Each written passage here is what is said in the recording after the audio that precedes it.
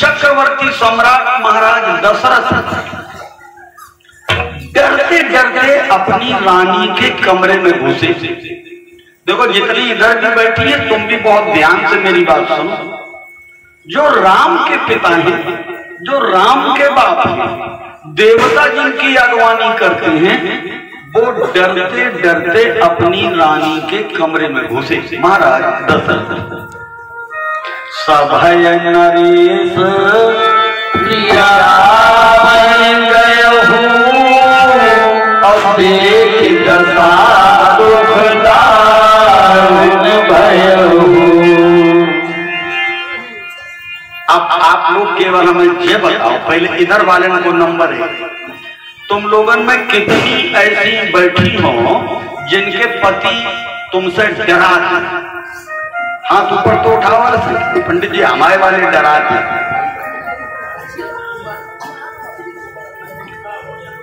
अगर मेरी बात समझ में ना आ रही हो तो हम दोबारा कह दें। जब राम के पिता डरते डरते रानी के कमरे में गए, फिर सुन लो, सभय नरेश प्रिया मैं गयो हूँ अब देख दशा दुखदारुण भयहु। अरे अभी चौपाई आएगी, राम के पिता ने अपनी पत्नी के पैर पकड़ लिए दोनों मनाने के लिए। मैं इस प्रसंग की थोड़ी चर्चा करना चाहता हूं, लेकिन थोड़ा सा आपको हंसाना चाहता हूं। देखिए रामकथा रसगुल्ला और रायता दोनों है। कभी हम आपको रसगुल्ला बांटते हैं, कभी आपको रायता बांटते हैं। जरा ताली बजाओ। अब तो सबने ताली बजाई, जाको मतलब सब जाग गए हैं। अब बताओ कि हमारे वाले डरा।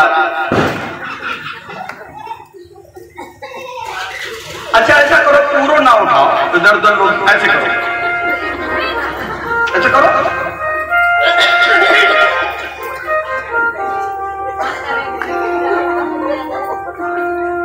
राधा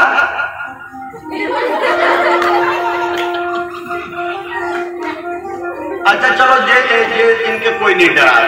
हो सका तो उधर एक आध लोग सही बताए जाए। तुम लोगों में कोई है जो डराता है अपनी पत्नी से?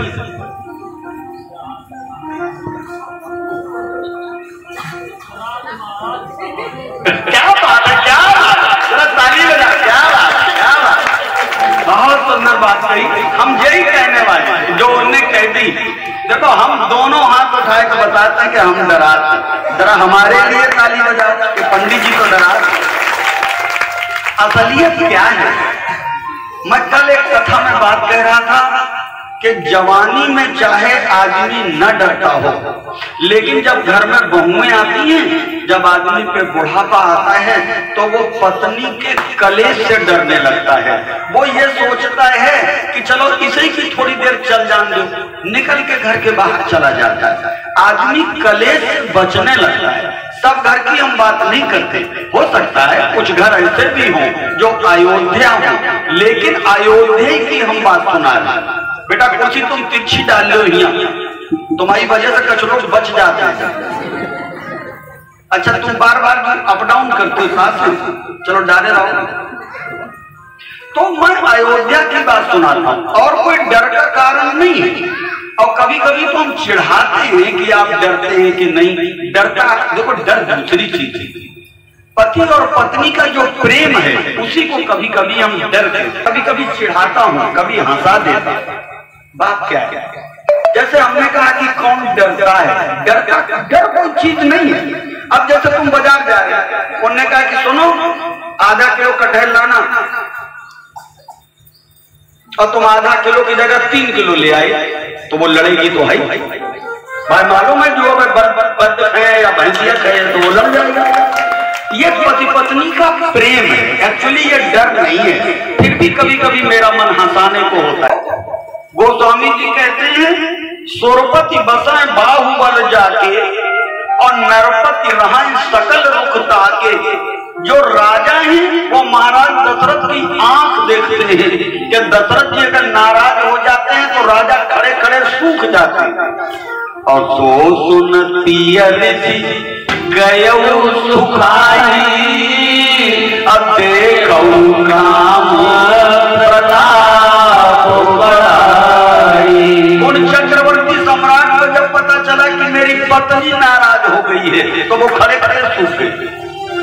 राम के पिता हैं। पत्नी और पति के बीच का जो संबंध है उसकी चर्चा करनी है। थोड़ी देर को मान लीजिए महाराज गए, रानी कैकेयी को भवन में लेटी है, अंग वस्त्र उसने जेवर सब उतार फेंके हैं, जमीन में पड़ी है। महाराज ने बहुत पूछा और बताती नहीं है, लेकिन थोड़ी देर में उठ के बैठ गई और उसने कहा कि आपने एक बार हमें 2 वरदान देने के लिए कहा था। राजा बोले बस इतनी सी बात में तू नाराज हो गई? अरे 2 के 4 मांग किन ले हो, 2 के तुम 4 वरदान मांगो, इसमें गुस्सा होने की कौन सी बात? अरे 2 नहीं तुम 4 मांगो।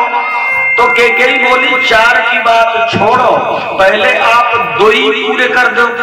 महाराज ने कहा मांगो। अब जिन लोगों ने कभी कथा पढ़ी है देखिए, आज प्राण लेने वाली प्राणपति कह रही है।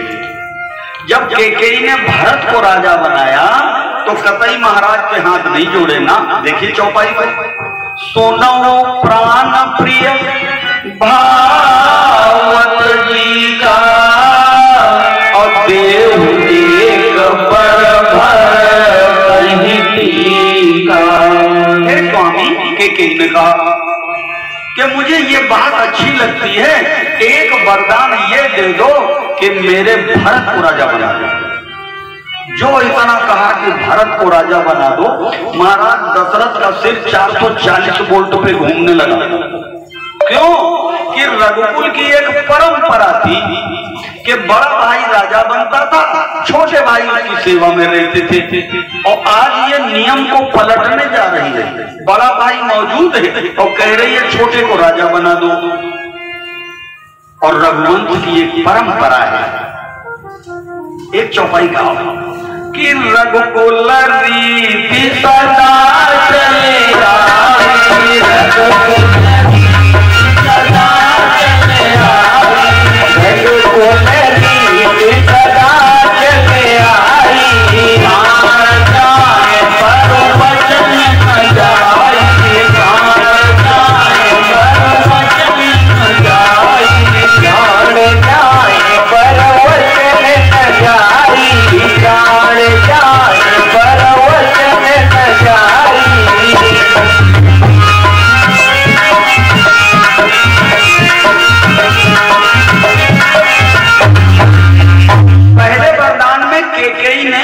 नहीं किया खड़ी भाई। और उसने कहा सुनो प्राण प्रिय, प्राण लेने वाली पत्नी अपने पति को आज प्राण प्रिय कह रही है। और क्या अच्छा लगेगा, मेरे भरत को राजा बना। महाराज की खोपड़ी घूमी लेकिन कलेजे को मजबूत किया और ये कहा ठीक, तेरा एक वरदान पूरा, राम न सही भरत। लेकिन दूसरा वरदान मांगने से पहले, सौत के लड़के को वनवास भेजने से पहले, कौशल्या के बेटे को वनवास कराने से पहले कैकेयी उठ के खड़ी हुई और उसने हाथ जोड़े। जरा देखो खेल, अपने बेटा को अयोध्या का राजा बनाने में उसने हाथ नहीं जोड़े, लेकिन जब कौशल्या के बेटा को वनवास करा रही है तो खड़ी हो गई। और उसने क्या कहा कि दूसर बर मांगू कर जोरी, अपूर्वनाथ मनोरथ मोरी। भारत को राजा बनाने में उसने कुछ नहीं किया, लेकिन जब राम को वनवास करा रही है तो उसने कहा कि पूर्वनाथ मनोरथ मोरी। अब महाराज चौंक गए कि ये कोई बड़ी बात कहने वाली है। महाराज ने कहा बताओ तुम्हारा मनोरथ क्या है? तो कैकेयी ने कहा कि तापस बेस विशेष उदासी, तापस बेस विशेष उदासी, तापस बेस विशेष उदासी,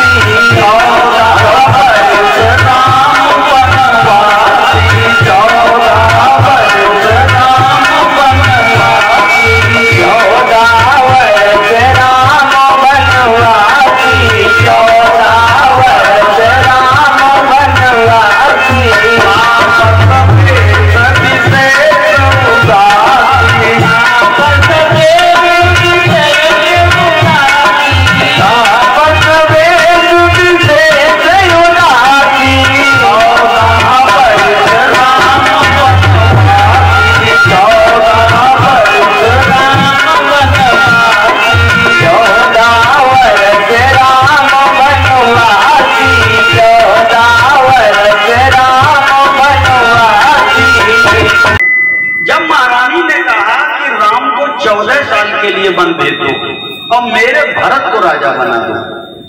महाराज हम से जमीन में गिरे, बाल नोचने लगे और राम कथा कहती है कि आज चक्रवर्ती सम्राट ने अपनी पत्नी के पांव पकड़े, गई पद विनय कीन बैठाई और जन दिन कर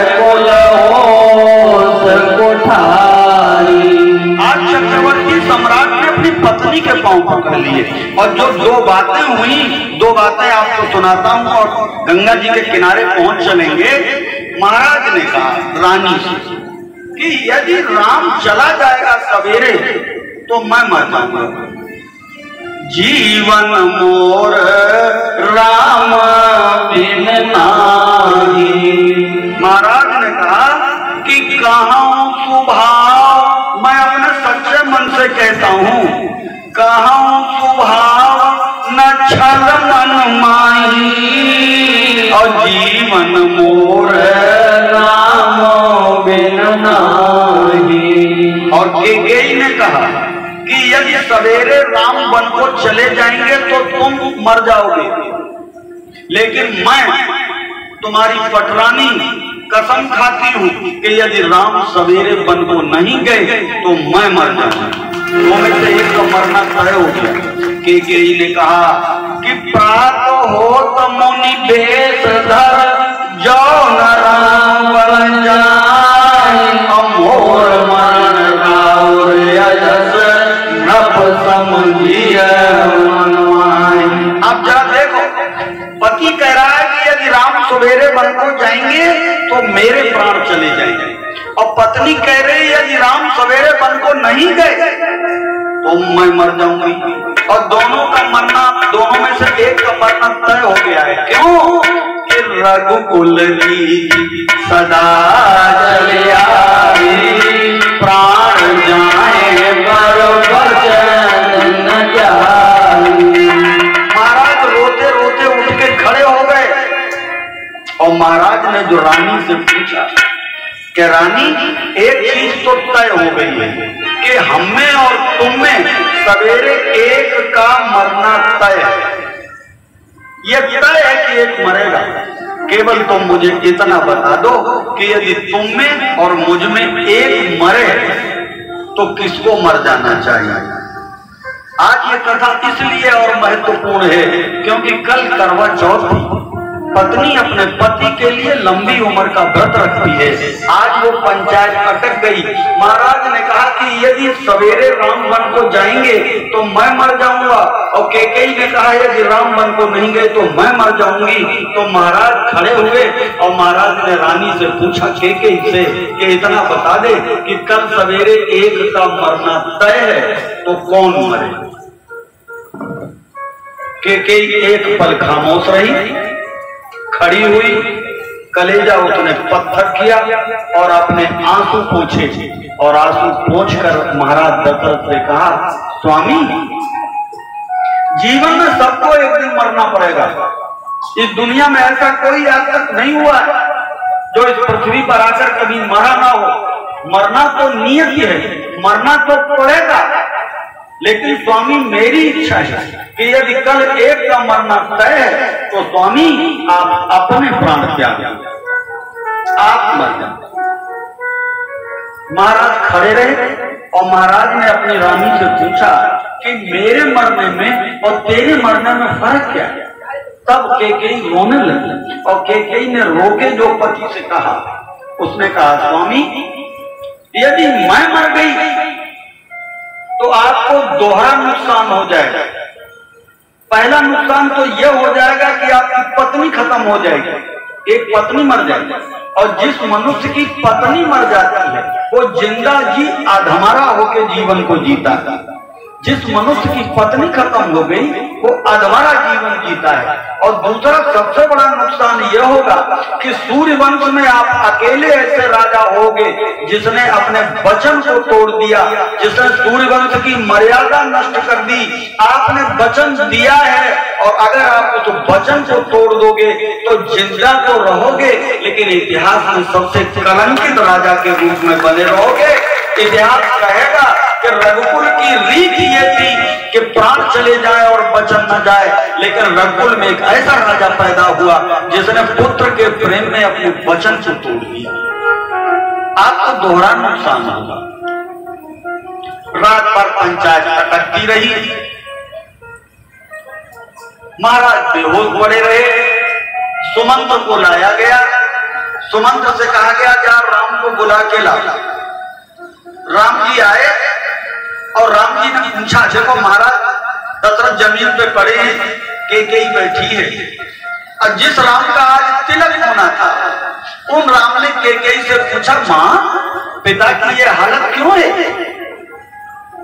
तो कैकेयी ने कहा, राम कुछ नहीं, तुम्हारे पिता ने मुझे 2 वरदान देने के लिए कहा था, दोनों वरदान मैंने मांग लिए। एक में भरत को राजा और दूसरे में तुमको केवल 14 साल का वनवास। राम जी हंसे और राम जी ने हंस के अपनी मां कैकेयी से कहा, मां बस इतनी छोटी बात पर मेरे पिता बेहोश हो जाएंगे? आपने यही तो 2 वरदान मांगे कि एक वरदान में भरत को राजगद्दी और दूसरे वरदान में मुझे 14 साल का वनवास। इतनी छोटी चीज आपने मांगी है और मेरे पिता बेहोश हो गए। राम ने कहा कि थोड़ी ही बात पिता ही दुख भारी, अहोद प्रतीत नमोई मातारी। हे मां, मुझे विश्वास नहीं होता कि तूने इतनी छोटी चीज मांगी है, मुझे 14 साल का तूने वनवास मांगा है और मेरे पिता इतनी छोटी बात पर बेहोश हो गए, मुझे विश्वास नहीं होता। महाराज होश में आए। राम जी ने माता कौशल्या के पास पहुंचकर उनकी अनुमति ली। कौशल्या खड़े से सूख गई। सीता जी आ गई। सीता जी को पहले तो राम जी ने बहुत समझाया, लेकिन सीता जी ने एक नई बात कही राम के साथ जाने के लिए। जब राम नहीं ले जा रहे थे तो सीता जी ने राम से कहा कि जिया बिनु देह नदी बिनु मारी, जिया बिनु देह नदी बिनु मारी, जिया बिनु देह नदी बिनु मारी, नाथ पुरुष बिन नारी, नाथ पुरुष बिन नारी, नाथ पुरुष बिन नारी, नाथ पुरुष बिन नारी, जिया बिनु देह नदी बिनु मारी, जिया बिनु देह नदी बिनु मारी, जिया बिनु देह नदी बिनु मारी, नाथ पुरुष बिन नारी, नाथ पुरुष बिन नारी, नाथ पुरुष बिन नारी, नाथ पुरुष बिन नारी।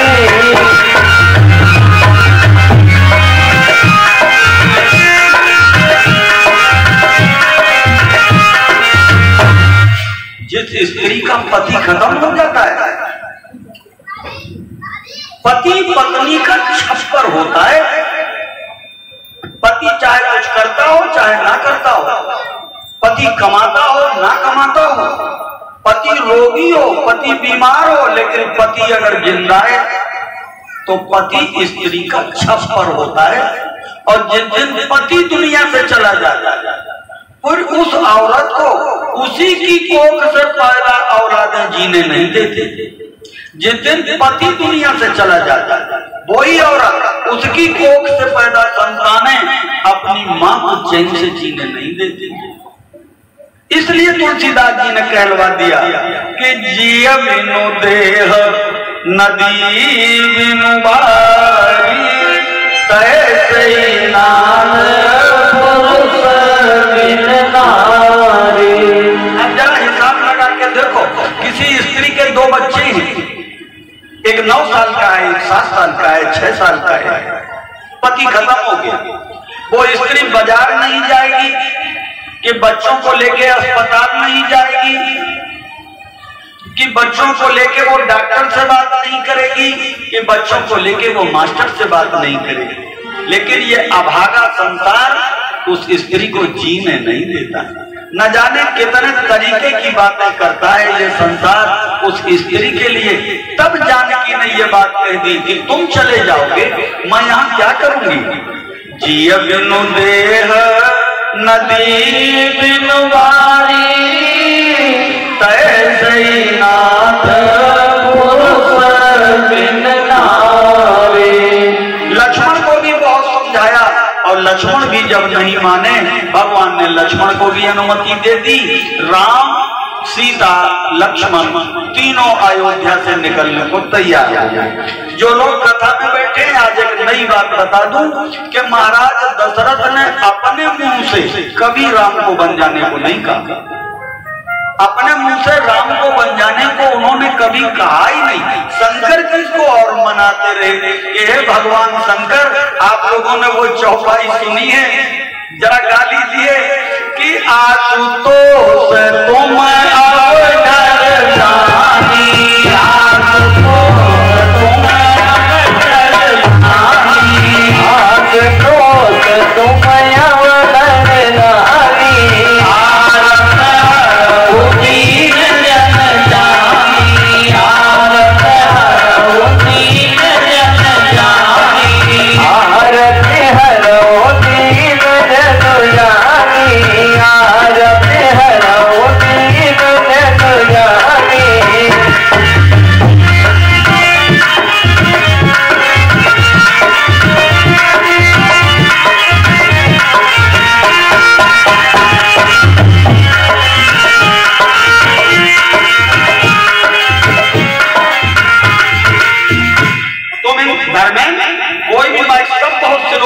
सबके प्राण जा रहे, क्या कर रहे हो। न कल्लू को बज रहा है, न ढोलक, इसको टन करिए एकदम। भगवान शंकर से महाराज दशरथ केवल मेरा सही बज रहा है, इसमें तो ठीक है। भगवान शंकर से महाराज दशरथ एक ही बात कहते हैं कि आशुतोष तुम अवधर रानी,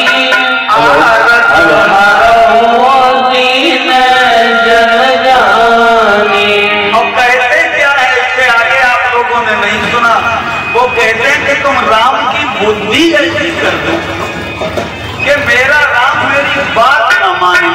ये कहते हैं तुम प्रेरक सबके हृदय सो मति राम दे, बचन मोर तज राही कर शील सने। दशरथ जी कहते हैं शंकर जी से कि हे भगवान शंकर, मेरे राम की ऐसी बुद्धि कर दो कि मेरा राम मेरी बात न माने और वन को न जाए। उन्होंने केवल सुमंत्र से इतना कहा कि रथ चढ़ाए दिख रहा है वन, फिर गए दिन 4। मेरे राम को रथ में बिठा के ले जाओ और वन में 4 दिन घुमाने के बाद लौटा ले आइए।